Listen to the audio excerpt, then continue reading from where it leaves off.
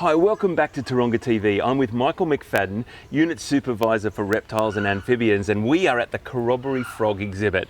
Now, you normally see the amazing work that's going on through this window at Taronga here, but Mike, you're going to take us behind the scenes. We are. This is the fantastic thing about Taronga TV. Come with us, come on.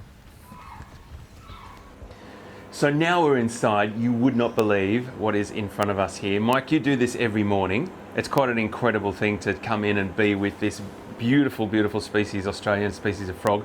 Can you tell us about them? Yeah, sure. In this container at the moment, we have close to 400 southern Corroboree frogs, which is quite amazing. These guys, in the wild, there's less than 50 mature adults remaining. So in here is an insurance population where we're breeding them up for reintroduction to keep the numbers going in the wild.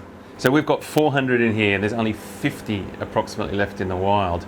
Can you tell us why that is? Yeah, these guys declined from the mid-80s onwards due to an introduced disease called chytrid fungus. And that disease spread throughout Australia, and these guys, unfortunately, are quite susceptible to the fungus, and it's really wiped them out. The last kind of 2 decades now, they've been kind of just slowly declining towards extinction, which is why this insurance colony that you see in here was set up to try to prevent that. It's an insurance colony, so it's insurance against extinction. And in here, we're keeping them, rearing them, breeding them, and then each year we're reintroducing eggs or sometimes frogs back into the wild. So you take them back down to the area. Now, a lot of people, you might not realise where these frogs come from. They're quite a unique species, aren't they, in the habitat that they live in. Can you tell us a little bit about that? They are. These guys aren't where you expect to find frogs. They're up in Kosciuszko National Park, and they're only in Kosciuszko National Park. So unlike a lot of other threatened species, these guys have really no predators or very little in the way of predation, and their habitat's fully within national park, so you'd think they'd be fully protected. And the odd thing about it, being in Kosciuszko National Park, give it another couple of weeks now and all the wild frogs back in Kosci will be covered in snow. These guys bunker down, they're above that area where it gets covered in snow.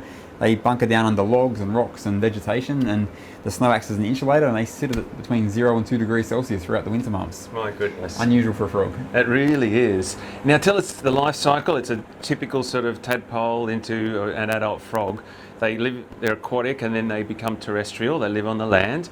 Tell us a little bit about how long they live and that sort of thing. Sure. Yeah. Well, these guys, when the eggs are laid, they're laid in the summer months. And then they spend the whole winter as a tadpole, and they metamorphose come the kind of spring to summer, November, December period.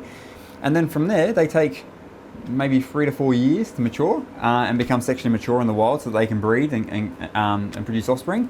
And then in the wild, they live for about up to 9 years, previous studies have shown. But here at the zoo, we have individuals now that are 17 years of age. We have quite a number that are 15 to 17 years of age. So twice the age that they'd be in the wild. They do, yeah. And this season, a lot of those were breeding quite readily. So they're not showing any signs of slowing up just yet. That's amazing. Mike, this is the great thing about coming behind the scenes with someone like Michael or any of the keepers here at Taronga or Western Plains. We get to see behind the scenes, things that you don't normally see. Mike, is there any chance we could have a look at one? Sure, we certainly can. These are so beautiful. They're the most exquisite creature. Have a look at that little guy. So is that a female? That is a female, yeah. You can tell by her body shape. She's a little bit wider around the hips than a male is.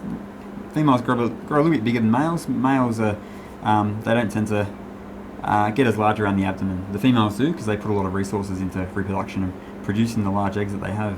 Absolutely exquisite. What a beautiful animal. And that animal weighs about... She would weigh about 3 grams. So that, folks, is about, if you want to compare that, that's about 3 M&Ms. 3 M&M sweets is the same weight as that female, and males are smaller again. They are, yeah. Males are only about 1.5 grams. Incredible. So they are so beautiful. Again. So beautiful. Look at that. You'll notice as she moves around too, she's a walking frog. These guys can't jump. Their little back legs aren't like the big legs you see on frogs you might find in the pond or around the back garden. Yeah, look They're at little that. legs made for walking. So these guys aren't a jumping frog, they're very much a crawling frog.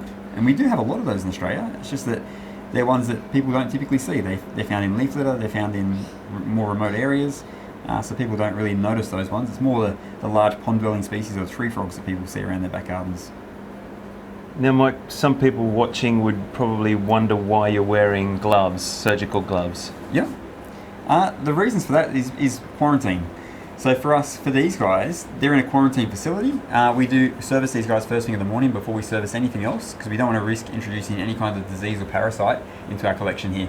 And for handling the frogs, for handling between any different enclosures in here, I'll change gloves. So that way, if we ever do get a disease for any reason, God forbid it ever happen, it won't spread throughout the facility. So it's very, very much disease management. And also, it does. There are other reasons too. It helps protect the frog's skin. Frogs breathe through their skin, so it's like a respiratory surface in that respect. So by having gloves, if I have any chemicals on my skin, and particularly at the moment, the rate that we're using hand sanitizer, true. in this day and age, it's good to be able to make sure we don't harm the frog at all. Yeah, we've also got these booties on.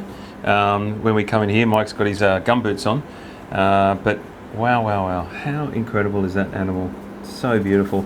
Now, Mike, the question that I want to ask you, and I think I know the answer to it, but I think it's really important to know what Taronga does as one of our legacy species, is this animal could potentially be extinct if it wasn't for, and I'm sorry, I am blowing the trumpet because this is incredible work that we do in the Taronga Conservation Society. Both our zoos do things like this.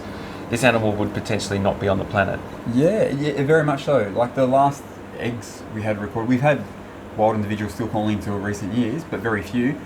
We haven't had any wild eggs laid at non-reintroduction sites since, I think, 2012. So without the insurance populations and without the excellent work of our partners in DPI, Threatened Species Officer out there, Dave Hunter, who works so hard on these animals, and us setting up insurance colonies, the species could very well be gone.